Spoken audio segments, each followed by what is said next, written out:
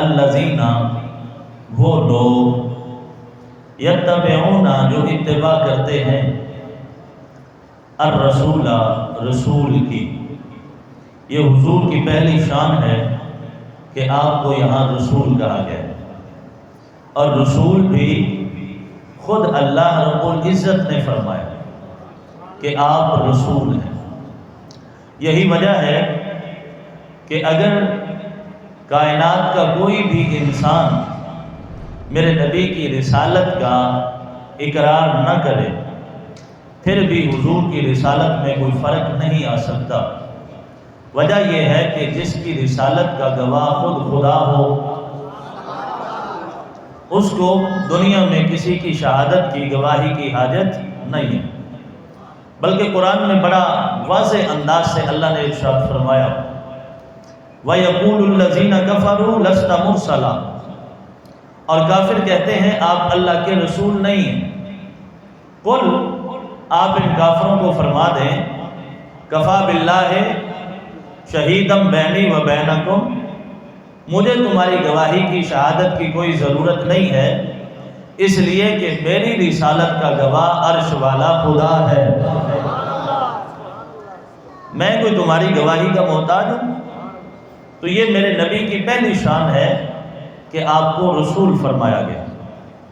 اسی آیت میں حضور کی دوسری شان النبی، وہ نبی ہیں، حضور کو نبی فرمایا گیا.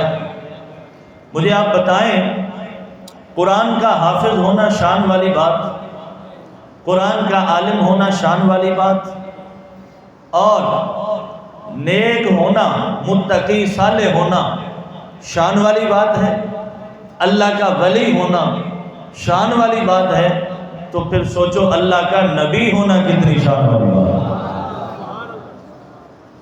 جہاں زمانے کی شانوں کی انتہا ہوتی ہے وہاں سے اللہ کے نبی کے مقام اور مرتبے کی، اللہ کے نبی کی شان کی ابتدا ہوتی ہے. اور اللہ فرما رہے آپ نبی. اسی آیت میں میرے نبی کی تیسری شان الامی، آپ امی ہیں. اب اس لفظ پہ تھوڑا سا روک کے میں اس کی وضاحت کرنا چاہوں گا. امی کہا گیا آپ کو، امی کیوں کہا گیا اور امی ہوتا کون ہے؟ پہلے تو یہ سمجھیں یہاں آپ کو امی کہا گیا، امی کا مطلب یہ ہے جس نے دنیا میں نہ کسی سے پڑھا ہو نہ کچھ سیکھا ہو، جس کو سارا پڑھایا بھی خدا نے ہو اور سکھایا بھی خدا نے.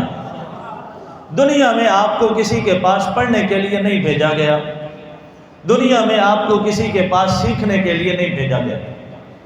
اس کی پہلی وجہ یہ ہے، ذرا سنیں اور اپنا کلیجہ ٹھنڈا کریں.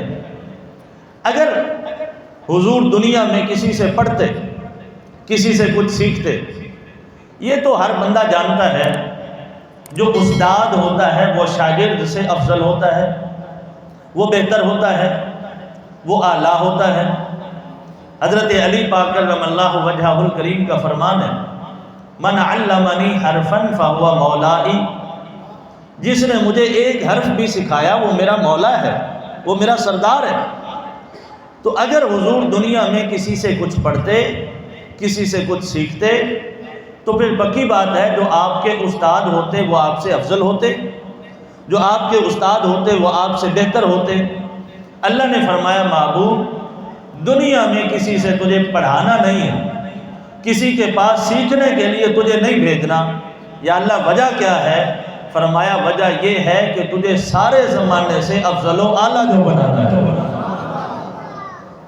کوئی یہ نہ کہے کہ میں استاد ہوں تو میں بہتر ہوں، اس لیے آپ کو امی فرمایا گیا. دوسری اس میں وجہ یہ ہے اگر حضور سید عالم صلی اللہ علیہ وآلہ وسلم کسی سے کچھ پڑھتے سیکھتے دنیا میں تو پھر لوگوں نے کہنا تھا یہ جو قرآن کی تلاوت کرتے ہیں یہ جس استاد سے پڑھتے ہیں اس نے سکھایا ہے، اس استاد سے سیکھ کے یہ باتیں کرتے ہیں. اللہ نے فرمایا آپ کو کسی کے دروازے پہ پڑھنے اور لکھنے کے لیے نہیں بھیجنا، تاکہ زمانے کو پتہ چلے کہ جو آپ بات کر رہے ہیں جو آپ قرآن کی تلاوت کر رہے ہیں یہ دنیا میں کسی سے سیکھ کے نہیں کر رہے، یہ خدا کا قرآن پڑھ رہے ہیں، یہ آپ اللہ کا کلام پڑھ رہے ہیں، تاکہ لوگوں کا یہ شک دور ہو جائے، اس لیے ہم نے آپ کو امی بنا کے بھیجا ہے۔ اور یہ بڑی ایک سادہ سی بات ہے، کوئی مشکل بات نہیں، جو سامعین کے دل و دماغ میں نہ اترے۔ حضور سید عالم صلی اللہ علیہ وآلہ وسلم کا علم آپ اندازہ لگائیے اس بات سے کہ آج جس بندے کو قرآن دیکھ کے پڑھنا آتا ہے وہ بندہ کہتا ہے کہ میں پڑھا لکھا ہوں کیونکہ قرآن مجھے دیکھ کے پڑھنا آتا ہے۔ جس بندے نے یہ قرآن زبانی یاد کر لیا وہ کہتا ہے کہ میں پڑھا لکھا ہوں کیونکہ مجھے قرآن زبانی پڑھنا آتا ہے۔ او بھائی، جسے قرآن دیکھ کے پڑھنا آئے وہ پڑھا لکھا ہے، جسے قرآن زبانی پڑھنا آئے وہ پڑھا لکھا ہے، تو جس محمد کے سینے پہ قرآن اترا ہے،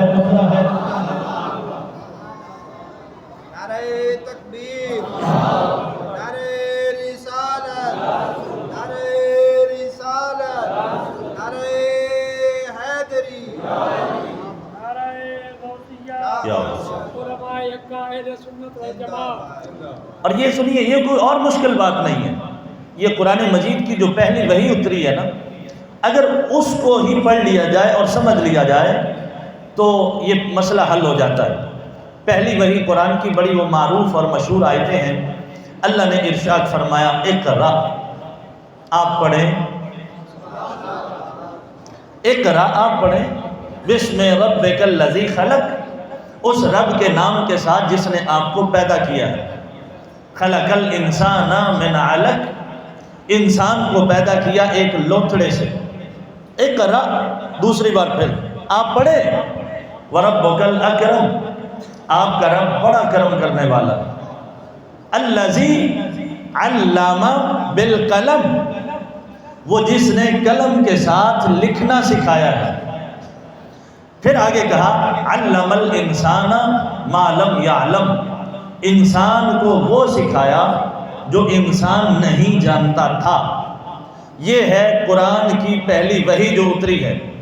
آپ نے غور کیا اس پہلی وحی میں 2 مرتبہ پڑھنے کا ذکر ہے، 1 مرتبہ قلم کے ساتھ لکھنے کا ذکر ہے۔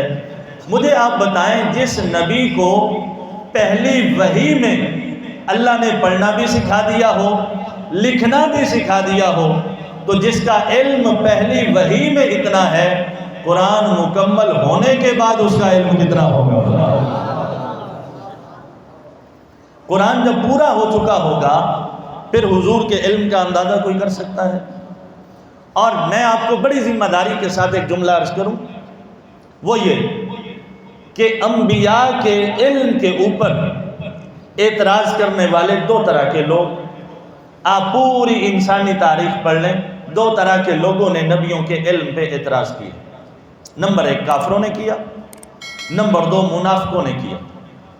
جس بندے کے دل میں کفر کی سیاہی ہو اس کو نبی کے علم کے اوپر اعتراض ہے، جس بندے کے دل میں نفاق کی سیاہی ہو، منافقت ہو، اس کو نبی کے علم کے بارے میں سوال ہوتا ہے۔ ہاں رہی ایمان والوں کی بات، ان کا عقیدہ و ایمان تو یہ ہوتا ہے کہ جو نبی زمانے میں تشریف لے کے آتے ہیں وہ ساری کائنات کو پڑھانے کے لیے آتے ہیں، نبی تو تعلیم دینے کے لیے آتے ہیں۔ ہاں نبیوں کے علم کی بات ایک اور قرآن کی آیت سنیں، یہ پارہ نمبر 3 کی آیت ہے، ویسے برکت کے لیے سبحان اللہ کہہ لیں تو کوئی حرج نہیں۔ حضرت عیسیٰ علیہ السلام اللہ کے نبی اپنی شانوں کا تذکرہ اور چرچا خود فرما رہے ہیں۔ اپنی شانوں کا ذکر کرتے کرتے عیسیٰ علیہ السلام نے ایک جملہ ارشاد فرمایا، وہ جملہ اللہ کو اتنا پسند آیا کہ اللہ نے اس کو قرآن کا حصہ بنا دیا۔ سنیں دی عیسیٰ علیہ السلام کا ذکر، وَأُنَبِّئُكُمْ بِمَا تَأْكُلُونَ، جو تم کھا کے آتے ہو میں تمہیں اس کی بھی خبر دے سکتا ہوں۔ جو کچھ تمہارے پیٹوں میں ہے نا میں تمہیں بتا سکتا ہوں تمہارے پیٹوں میں کیا ہے۔ وَمَا تَدَّخِرُونَ فِي بُيُوتِكُمْ، اور جو کچھ تم اپنے گھروں میں جمع کر کے رکھتے ہو میں تمہیں اس کی بھی خبر دے سکتا ہوں۔ تمہارے پیٹ میں کیا ہے میں جانتا ہوں، تم نے اپنے گھروں میں کیا جمع کر کے رکھا میں جانتا ہوں، میرے علم میں ہے، مجھے آپ بتائیں یہ عیسیٰ علیہ السلام کا علم ہے، پیٹ میں کیا ہے اس کو بھی جانتے ہیں، گھروں میں کیا جمع کر کے رکھا ہے اس کو بھی جانتے ہیں۔ جب عیسیٰ علیہ السلام کا علم اتنا ہے تو سوچو امام الانبیاء کا علم کتنا ہوگا۔ اور اس کی ایک مثال حدیث شریف سے سنیے۔ بدر کے قیدی جب حضور کی بارگاہ میں حاضر ہوئے، ان قیدیوں میں حضور کے چچا بھی تھے، حضرت عباس رضی اللہ تعالی عنہ۔ فیصلہ ہوا کہ سب قیدیوں سے فدیہ لیا جائے گا، سارے فدیہ دیں اور یہ ان کے لیے آزادی کا ایک سامان ہے، ان کو آزاد کر دیا جائے گا۔ حضرت عباس رضی اللہ تعالی عنہ نے عرض کی کہ میرے پاس فدیہ دینے کے لیے کچھ بھی نہیں ہے۔ اب اگلا جملہ ذرا انتہائی توجہ کے ساتھ، کریم آقا صلی اللہ علیہ وآلہ وسلم نے فرمایا چچا وہ سونے کی اینٹ جو آتے ہوئے اپنی بیوی کو دے کے آئے ہو،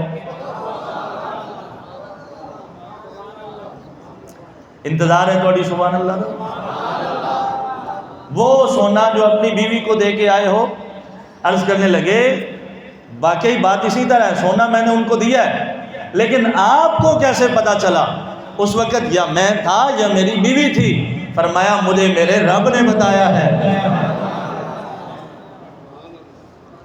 مجھے میرے اللہ نے بتایا۔ تو انبیاء کا علم تو اتنا ہے، آج ہم کتاب کے اوپر لکھے ہوئے چند ظاہری لفظ پڑھ سکتے ہیں، لیکن حضرات انبیاء کا علم اور ان کی نگاہ اور ان کی نظر یہ ہوتی ہے کہ وہ ظاہراً بھی پڑھتے ہیں اور جو کچھ ہمارے دل میں ہوتا ہے وہ اس کو بھی پڑھ لیتے ہیں۔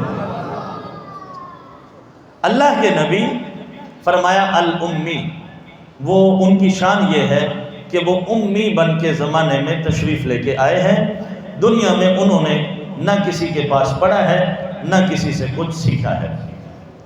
الذی یجدونہ مکتوبا عندہم فی التوراۃ والانجیل، یہ اس آیت میں میرے نبی کی چوتھی شان، وہ جس کا ذکر تم تورات میں بھی پاتے ہو، وہ جس کا ذکر تم انجیل میں بھی پاتے ہو۔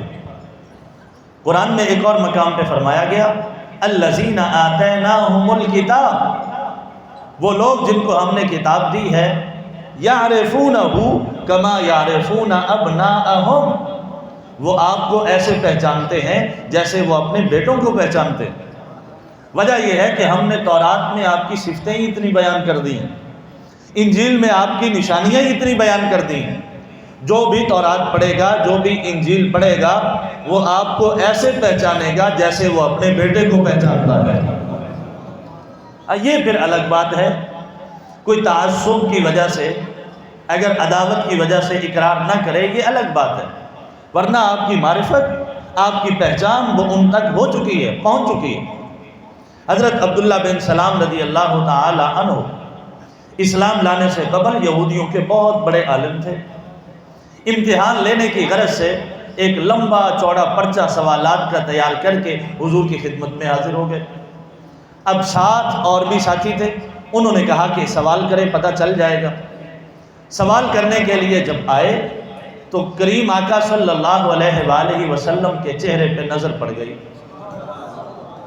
رخ ودعا پہ نگاہ پڑی۔ جب نگاہ پڑی تو ایک جملہ کہا انہوں نے، عبداللہ بن سلام رضی اللہ تعالیٰ عنہ نے ایک جملہ کہا انا وجہہ لیس بوجہ الکذاب، اتنا خوبصورت چہرہ کسی جھوٹے بندے کا ہو ہی نہیں سکتا۔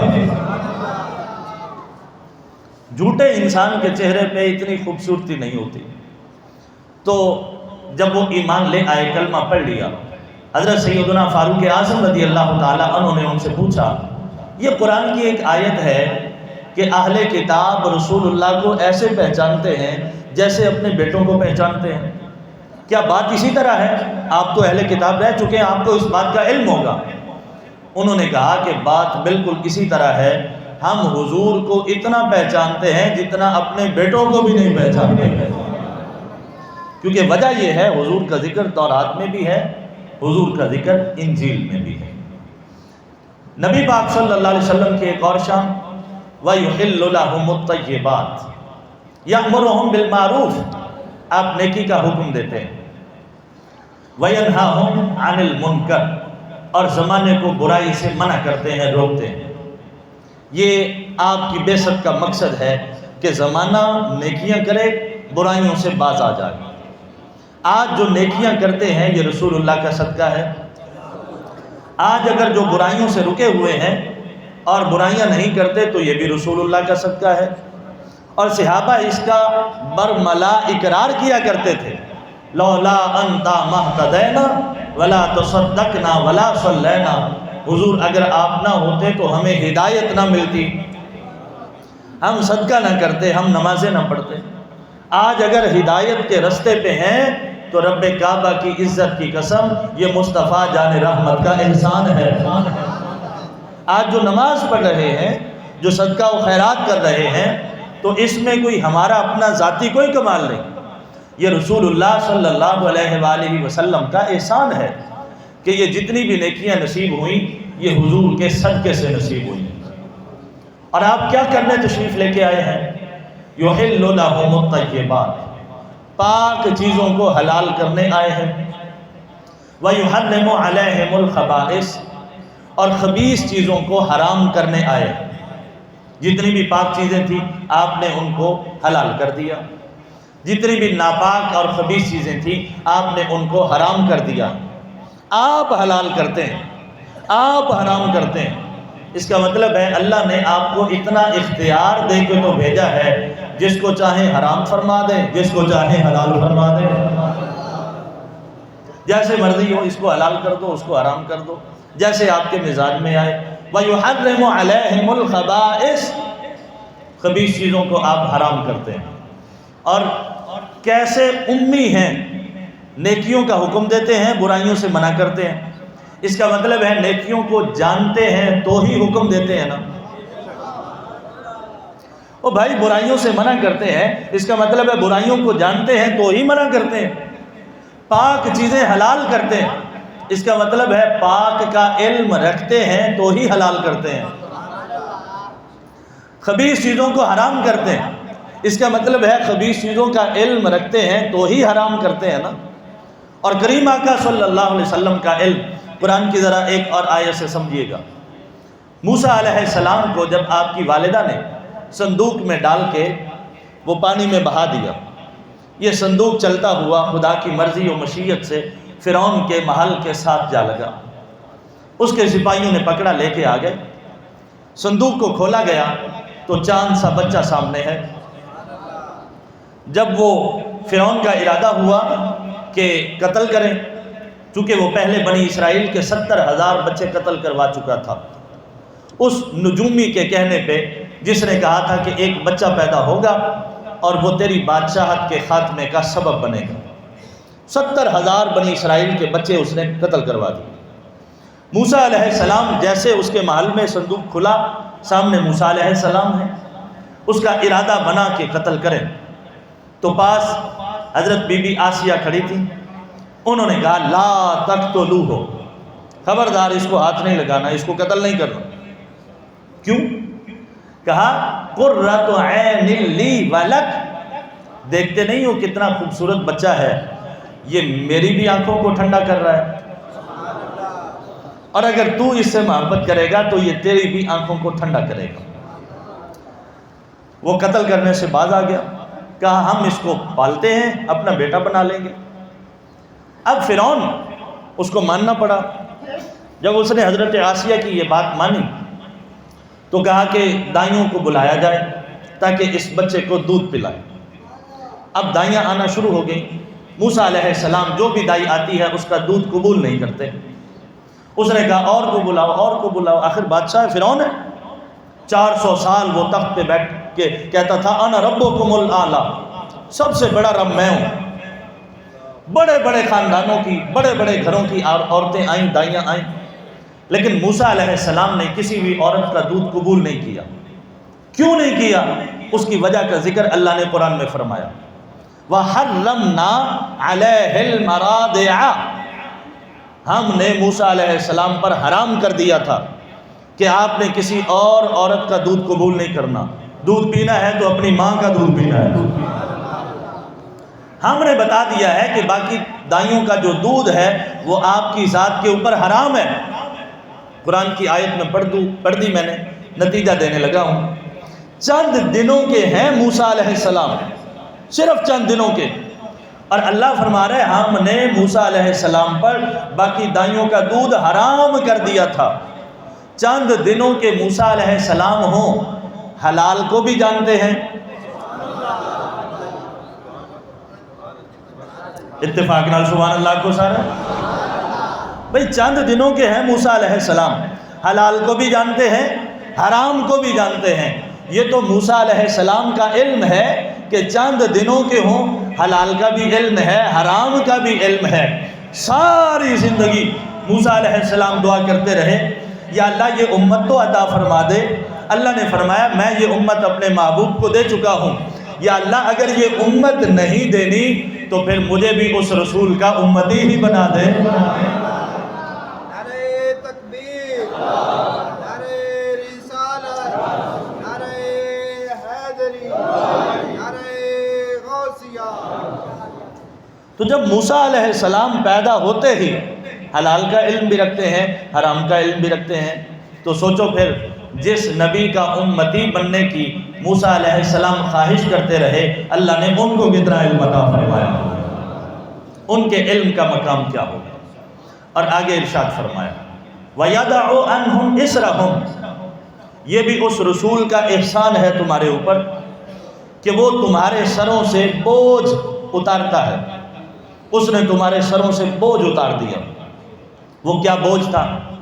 بنی اسرائیل کے حالات پڑھے نا، تو ان کے حالات میں سے ایک یہ بھی ان کی حالت تھی، جب ان کا کپڑا ناپاک ہو جاتا تو ان کے لیے حکم تھا کہ دھونے سے پاک نہیں ہوگا، اس کو کاٹنا پڑے گا۔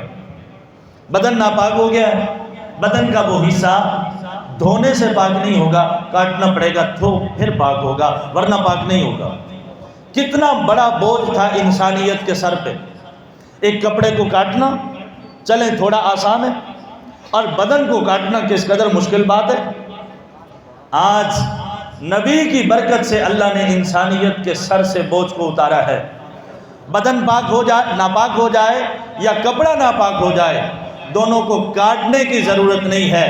رسول اللہ کی برکت سے بدن کو دھو لو، کپڑے کو دھو لو، دھونا تمہارا کام ہے، پاکی عطا کرنا محمد کے رب کا کام ہے۔ کیسا بوجھ تھا زمانے کے سر پہ، جو حضور کی برکت سے اس بوجھ کو اتار دیا گیا۔ اور یہ بھی انسانیت پر ایک بوجھ تھا کہ جب لوگ گناہ کرتے تھے ان کی شکلیں مسخ کر دی جاتی تھی، ان کی شکلیں تبدیل کر دی جاتی تھی۔ قرآن نے کہا وَجَعَلَ مِنْهُمُ الْقِرَدَةَ وَالْخَنَازِيرَ، اللہ کسی کو بندر بنا دیتا تھا، کسی کو خنزیر بنا دیتا تھا، شکلیں مسخ کر دی جاتی تھی۔ لوگ اگر گناہ کرتے تو کسی کا گناہ اس کی پیشانی پہ، کسی کا گناہ اس کے دروازے کی چوکھٹ کے اوپر لکھ دیا جاتا تھا۔ کتنا بڑا بوجھ تھا انسانیت کے سر پہ۔ اور فرمایا کہ میں نے تمہیں ایسا نبی عطا کیا ہے جس کے صدقے سے تمہارے سروں پر جو بوجھ تھا اللہ نے وہ بوجھ اتار دیا۔ اب گناہ کرو، اللہ تمہاری شکلیں نہیں بدلے گا، تمہارے گھروں پہ نہیں لکھے گا، تمہاری پیشانیوں پہ نہیں لکھے گا۔ خدا کی عزت کی قسم ہے، یہ جو عزتیں سلامت ہیں یہ رسول اللہ کی برکت سے سلامت ہے۔ بنی اسرائیل کے واقعات پڑھیں تو ایک واقعہ یہ بھی ملے گا۔ جب موسیٰ علیہ السلام تشریف لے گئے کوہ طور پہ، اللہ نے فرمایا کہ آپ 40 دن یہاں رکیں، تنہائی اختیار کریں، 40 دنوں کے بعد میں آپ کو تورات عطا فرماؤں گا۔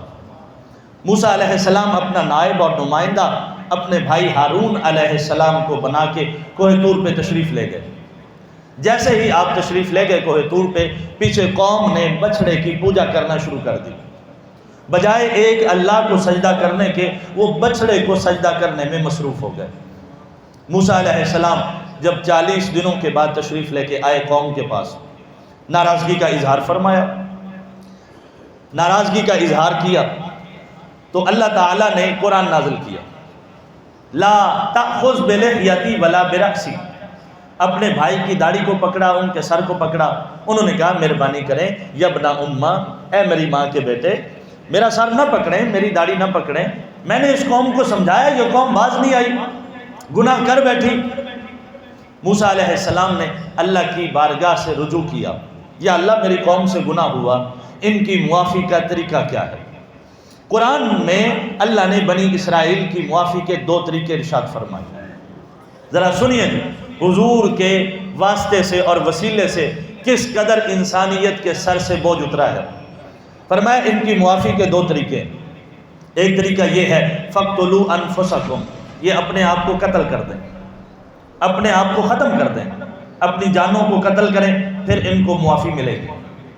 دوسرا أَوْ اخْرُجُوا مِن دِيَارِكُمْ، یا یہ ہمیشہ کے لیے اپنے گھروں سے نکل جائیں، اپنے گھروں کو چھوڑ دیں، جنگلوں میں جا کے اور ویرانوں میں جا کے اپنی رہائش اختیار کر لیں، اب ان کو گھر میں رہنے کی اجازت نہیں۔ یا اپنی جان کو قتل کریں یا اپنے گھر کو چھوڑ دیں، ان 2 کاموں میں سے کوئی ایک کام کریں گے تو ان کو معافی مل سکتی ہے، ورنہ معافی نہیں مل سکتی۔ توبہ کا کتنا ایک سخت طریقہ ہے، انسانیت کے سر پہ بوجھ تھا، اور ایسا ہی ہوا جن لوگوں نے اس بچڑے کی پوجا پاٹ کی تھی انہوں نے اپنے آپ کو قتل کیا، اپنی جان کو ختم کیا، تو اللہ نے اس قوم کو معافی عطا فرمائی۔ آج ہزاروں کبیرہ گناہ کرتے ہو، پھر بھی کہیں قرآن میں یہ حکم نہیں ہے کہ اپنے آپ کو قتل کرو۔ ہزاروں گناہ کرتے ہیں، کسی آیت میں کسی حدیث میں نہیں کہا گیا کہ معافی کا طریقہ یہ ہے اپنے گھروں کو ہمیشہ کے لیے چھوڑ دو، جنگلات میں اور ویرانوں میں جا کے رہائش اختیار کر لو۔ یہ میرے نبی کا احسان نہیں ہے تو اور کیا ہے؟ ساری زندگی گناہ کر کے صرف ندامت کا ایک سجدہ اللہ کی بارگاہ میں کرو۔ کہا وہ شرمندگی کا ایک سجدہ کرنا تمہارا کام ہے، ساری زندگی کے گناہ معاف کرنا یہ محمد کے رب کا کام ہے۔ آج یہ حکم نہیں ہے کہ اپنے گھروں کو چھوڑ دو، ساری زندگی گناہ کر کے ندامت کا کوئی ایک آنسو، چلو رونا نہ آئے تو رونے جیسا منہ بنا کے خدا کی بارگاہ میں اپنے گناہوں کی معافی کا ذرا ذکر تو کرو، اپنے اللہ سے معافی مانگو تو صحیح۔ حدیث قدسی کے لفظ ہیں، جب میرا بندہ گناہوں کی معافی مانگ کے مجھے یاد کرتا ہے، میں اپنے اس بندے کے گناہوں کو معاف کر کے اسے یاد کرتا ہوں۔ تو اللہ نے حضور کی برکت سے انسانیت کے سر سے یہ بوجھ اتار دیا۔ گناہ ہو جائے معافی مانگو، اپنے آپ کو قتل کرنے کی ضرورت نہیں، گھروں سے نکلنے کی ضرورت نہیں ہے۔ اور وَالْأَغْلَالَ الَّتِي كَانَتْ عَلَيْهِمْ، لوگوں کی گردنوں میں غلامی کے جو بوجھ تھا، غلامی کا جو پٹا تھا، میرے رسول نے وہ لوگوں کی گردنوں سے وہ غلامی کا بوجھ ہلکا کر دیا۔ جس وقت حضرت سیدنا بلال حبشی رضی اللہ تعالی عنہ کو حکم ہوا کہ کعبے کی چھت کے اوپر کھڑے ہو کے آذان دے، اس وقت قریشی بھی موجود تھے، بڑے بڑے خاندانوں کے لوگ موجود تھے، لیکن ایک غلام کو کہا گیا کعبے کی چھت کے اوپر کھڑے ہو کے ذرا آذان کہیں۔ میرے نبی صلی اللہ علیہ وسلم نے کائنات کو یہ پیغام دیا کہ جس طرح غلاموں کو، کمزوروں کو اس دروازے سے عزت ملتی ہے کسی اور جگہ سے نہیں مل سکتی۔ اور کتنی عزت عطا فرمائی غلاموں کو۔ جب معراج سے واپس تشریف لے کے آئے تو حضرت سیدنا بلال حبشی رضی اللہ تعالیٰ عنہ سے فرمانے لگے، کون سا نیک عمل کرتے ہو؟ میں نے جنت میں تمہارے چلنے کی آواز سنی ہے، تمہارے قدموں کی آہٹ سن کے آیا۔ اسی آیت کے آخر میں اللہ نے ہماری 4 ذمہ داریاں اور رسول اللہ کے ساتھ جو ہمارا تعلق ہے نا، اس کی 4 بنیادوں کو ذکر فرمایا۔ ترجمہ سن لیں، وضاحت کا ٹائم نہیں۔ پہلی جو بنیاد ہے حضور سے تعلق کی وہ یہ ہے فَالَّذِينَ آمَنُوا بِهِ، اس نبی پر ایمان لے کے آؤ۔ یہ بنیاد ہے، یہاں سے حضور کا تعلق ہمارے ساتھ اور ہمارا تعلق حضور کے ساتھ شروع ہوتا ہے اگر ہم حضور پر ایمان لے کے آئیں۔ حضور کے ساتھ تعلق اس کی دوسری بنیاد وَعَزَّرُوهُ، اگر ایمان لے آؤ تو پھر اگلا مرحلہ یہ ہے اس نبی کا احترام بھی کرنا ہے، اور اگر احترام بھی کرتے ہو تو پھر اس تعلق کو نبھانے کا تیسرا مرحلہ یہ ہے وَنَصَرُوهُ، ایمان بھی لے آئے ہو، عزت بھی کرتے ہو، تو پھر اس نبی کے دین کی مدد بھی کرنی ہے، اس نبی کے دین کے ساتھ کھڑا ہو جانا ہے، اس نبی کے دین کی اشاعت کرنی ہے۔ اب قیامت تک کوئی نبی نہیں آئے گا، یہ ہماری ذمہ داری ہمارے اوپر ڈال دی گئی کہ اس نبی کے دین کی اشاعت تم نے کرنی ہے، تم نے اس نبی کے دین کی مدد کرنی ہے۔ اور چوتھی ذمہ داری جو حضور کے ساتھ ہمارا تعلق ہے، اس کی چوتھی بنیاد وَاتَّبَعُوا النُّورَ الَّذِي أُنزِلَ مَعَهُ، اگر اس رسول کے ساتھ تعلق کو نبھانا چاہتے ہو نا، پھر یہ جو قرآن ہے اس قرآن کی اتباع کرو، تمہارا رسول کے ساتھ تعلق مضبوط ہو جائے گا۔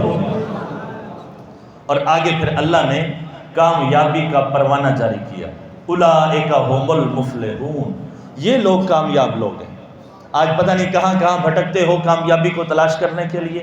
اللہ نے فرمایا کامیابی ایمان والے کے لیے ہے، کامیابی اس کے لیے ہے جو رسول کا احترام کرتا ہے، کامیابی اس کے لیے ہے جو دین کی مدد کرتا ہے، کامیاب وہ ہے جو قرآن کی اطاعت، قرآن کی تابعداری کرتا ہے۔ اب ان ساری چیزوں کو چھوڑ کر کے کوئی بندہ زمانے میں جہاں مرضی پھرتا رہے، کامیابی کو تلاش کرتا رہے، ناکامی اس کا مقدر ہے۔ کامیابی ملے گی عرش والے خدا کے دروازے سے، مدینے والے مصطفیٰ کے دروازے سے۔ اولئک ھم المفلحون، یہ لوگ کامیاب۔ اللہ ہمیں حقیقی کامیابی عطا فرمائے۔